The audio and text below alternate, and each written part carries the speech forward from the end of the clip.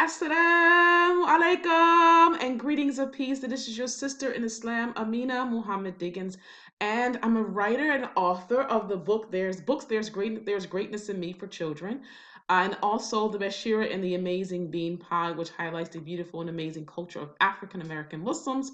And today we're going to be talking about the benefits of self-publishing. Yay! How exciting is that? And we're also going to jump into writing for a niche market. So stay into the end while we jump into writing for a niche market. So are you ready? Ready? Give me a 11111 if you're ready to jump into the content. Before we get started, if you're interested in following me on social media, you can follow me at Ameenah_Diggins on Instagram or on Twitter, Ameenah_Diggins or Ameenah Muhammad-Diggins on Facebook. Hey!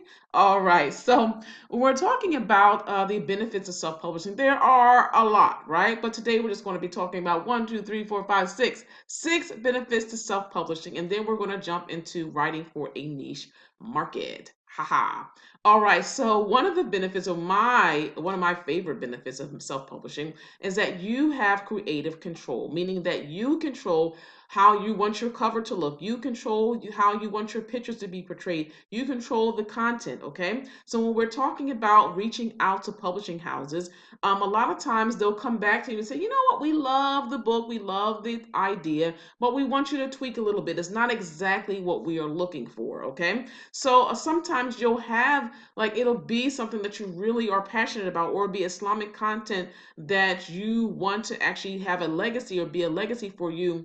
But the publishing house is not really interested in that, okay? So when we talk about having creative control, you have complete control over how you want your book to be portrayed, what content you would like, how you want your pictures to look, and all that, as opposed to waiting for someone to give you the okay on whether or not they deem it worthy enough to be published. So that is one of the reasons why I encourage people to self-publish, is because if you have a specific book that you are really interested in writing about, or you've gotten a lot of feedback of people that are saying that really I would love to read a book about this, but then the publishing houses that you have reached out to are like, no, we're not interested, then you can take it upon yourself. And I always tell people about being a self-starter and not waiting for someone to give you the yes. You create your own yes when you are a self-published author, and I'm all about creating our own yeses, okay? Also, we control more of the profit. When we're talking about being a self-published author, you can usually earn up to like 60% of the profit margin when it comes to controlling the profit and the ownership rights and everything to your book. When you are also, if you are under a publishing house, a lot of times they own the publishing rights. So if your book is turned into a movie or a screenplay or whatever it is, then you also still have to share some of that profit with the publishing house because they own the publishing rights. But when you are a self-published author, you own everything, right? You own it. All right. Also, there's longer shelf life. Typically, for a book that is through another publishing house, is that they give you like a 3 to 6 month window when they're talking about promoting your book and all that.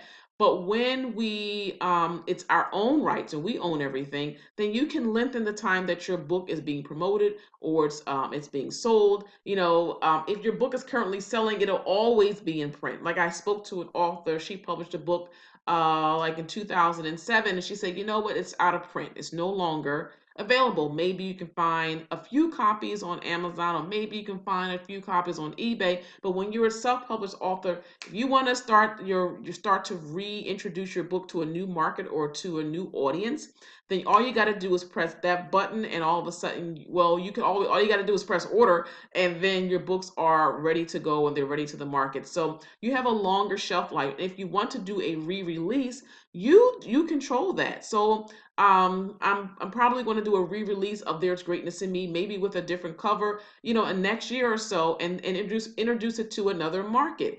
And I have the control to do that. I have the ability to do that because I am the self-published author. So that's another thing. You control the shelf life, meaning you can reintroduce it. You can promote it as long as you like because you own the rights to it. And also, you control how long or how frequently or whatever it is you want to control as far as when it comes to doing promotions.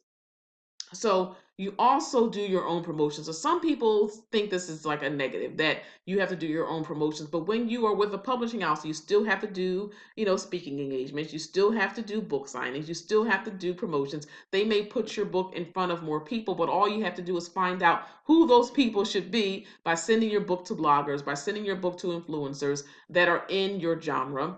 And that way you still can have the exact same exposure for a typical published book through a publishing house as you have for your self-published book. Okay, so I've seen a great successes of people reaching out to me and being, featured in magazines and all that is because I controlled how I wanted my book to be promoted. I still, planned my own events or been invited to do events because of the exposure that I got or the exposure that I planned out for my book. So as long as you have a marketing plan, you can really greatly increase the amount of books that you sell when you have things in place, and you can do the exact same things that those larger publishing houses, but because it is your baby, it is something that is near and dear to you.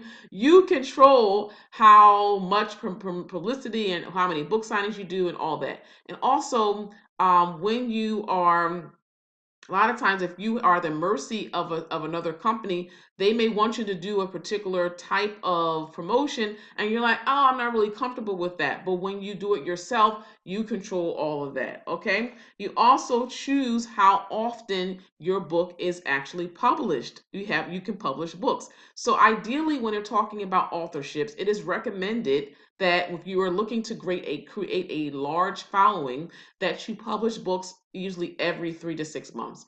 And but when you are at the mercy of a publishing house, maybe they were only interested in that one title from you. Maybe they don't want to see, 10 books from you. But when you are publishing and your audience is like yearning for more, you have the ability to knock out a book every 3 6 months, and your book is done, and you're like, I'm just waiting for this company to get back to me or whether or not they deem this book worthy. Then if your book is done, if you have your pictures, if you have your cover, if you've done all the work, and you know what, your audience is waiting for another book, then all you have to do is go ahead and self-publish as opposed to waiting for some other company to give you the yes. And I'm all about creating our own yeses. I said that in the beginning.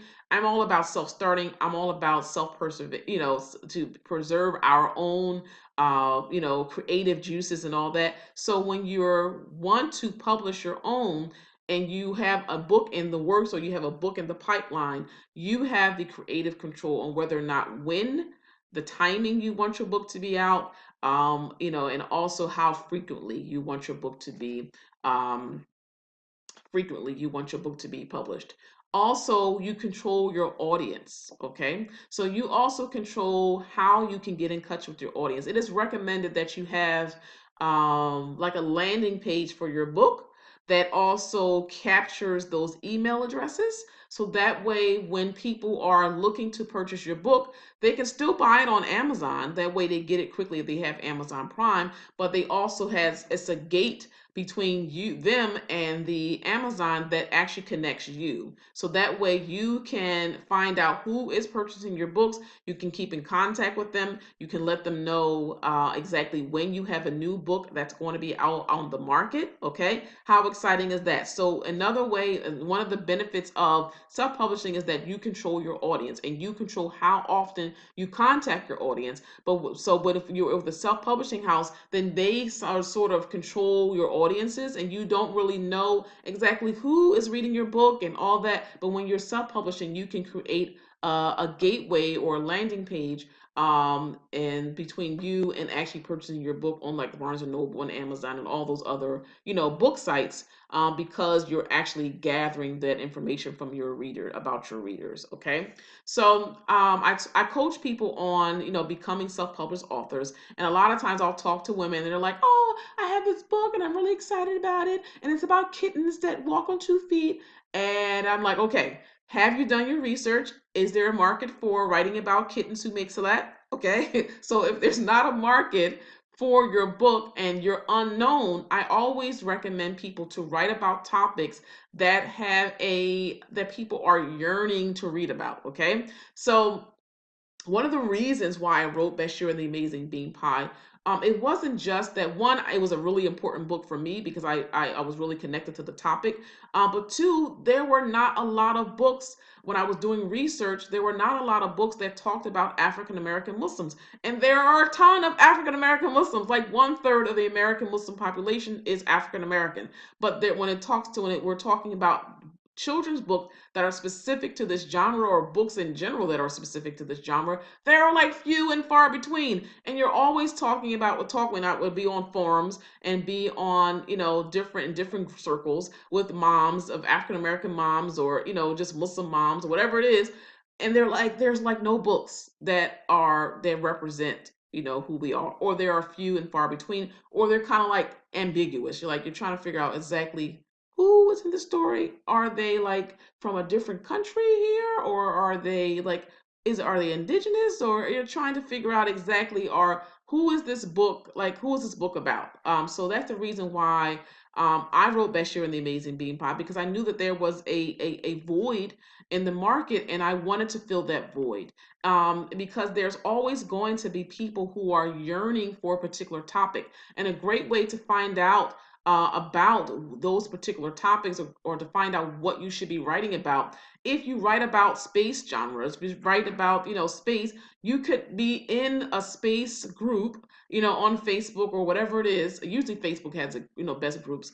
And you can just kind of, be engaged in that community and find out what exactly people are yearning to hear about. Maybe people are tired of, the typical, space movies. That maybe they're like, man, if I could just, read about a space movie about, this particular topic, or man, if I could just read a book about, flowers that, I don't know, that bloom in June. I don't know. But it's, if you have a particular genre that you're writing about, if it's a teen topic, if it's adult topic, if it's children's topics, and you have an interest, a good way is to kind of do a survey, or do some type of, put some feelers out, and to listen. We sell by listening. We sell books by listening, by finding out exactly what people actually want to read about, and not what we would like to write about. Okay. So I know sometimes that's hard, because as a creative person, we're like, man, I'm so excited about writing this book, but then no one's really interested. Okay. So a good way is to find out what exactly is your audience looking for. And once you publish your first book and you have some of those email addresses, and you can just send out some feelers. I'm working on a new book.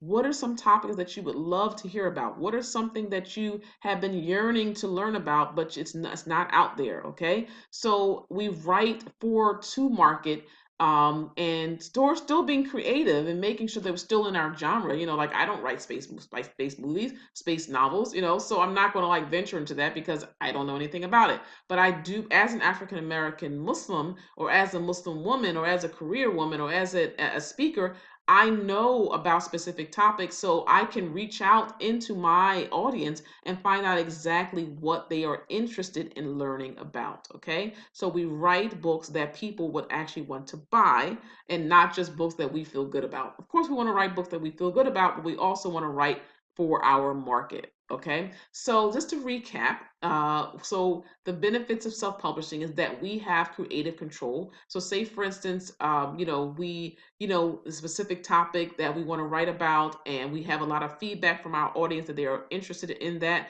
We don't have to wait for a publishing house to give us the okay on whether or not they would like to publish your book or not. Also, we keep more of the profit, meaning that you have a more greater profit percentage. You also keep the rights to your book. So if your book is turned to a movie or a play, whatever it is, you own those rights. Also, you have a longer shelf life, and you also have more creative control over when exactly you're going to be publishing your books, and how far apart they are, and how frequently you're going to be publishing your books. And also, you have control your audience, meaning that you can put a gateway between you and your books on, and all the people who are buying your books will come through you, so you can collect those email addresses. You can give away freebies, that are around your book. So say, for instance, you have a children's book, you can give away coloring pages, for your book as a freebie, and then they're funneled through to buy their book on Amazon or Barnes and Noble, or actually through your website, because you can actually have books that are sold through the major booksellers, and also you can sell books on your own through your own personal website, and no one can control over how many books you sell and also the profit that you keep. And also, when we're talking about writing for a niche market, make sure that you do your research and you find out if there's an actual audience for your book, because sometimes it may be an oversaturation of this particular topic. Like how many times can you read about a particular topic, when it comes to Islam? But when we are but if there's a void, and you're like, man, if I could just read about this, then your books will sell like hotcakes. Okay. And I'm seeing that, as a personal experience, for There's Greatness in Me. Of course, it was an inspirational books for children, but I had to tap into that right market. And as far as Bashir and the Amazing Bean Pie, I knew by doing my research that this was going to be a book that resonated with people. It was a book that was very, very, very important for me, just because it was a topic that had never been explored before. But this was something that was important for a lot of mothers and a lot of people in the community, and frankly a lot of people who don't know about African American Muslims. They're like, oh, I didn't even know you guys existed. I thought all African Americans were Christian. Okay, so it's a good way to make sure that you connect with your audience by being a self-published author and making sure that people understand what your vision is, and you can have complete control over your vision, complete control over your profit, and also complete control over your audience. So I love that. All right, so if you want to learn more about this topic and you're interested in connecting with me more, you can follow me on Instagram under Ameenah_Diggins. It's Ameenah_Diggins. On Twitter, Ameenah_Diggins, and on Facebook as Ameenah Muhammad-Diggins. And I pray that you're having an amazing, amazing day. I hope that your books sell like hotcakes. And I pray that whatever path that you take, if it be through a traditional publishing, if it be through self-publishing, I pray that you garner all the reward from Allah. I pray that your book has a benefit for everyone who reads it. And I pray that you have nothing but complete happiness in this world and in the next. Until next time, this is your sister, Ameenah Muhammad-Diggins, signing off. Assalamu alaikum.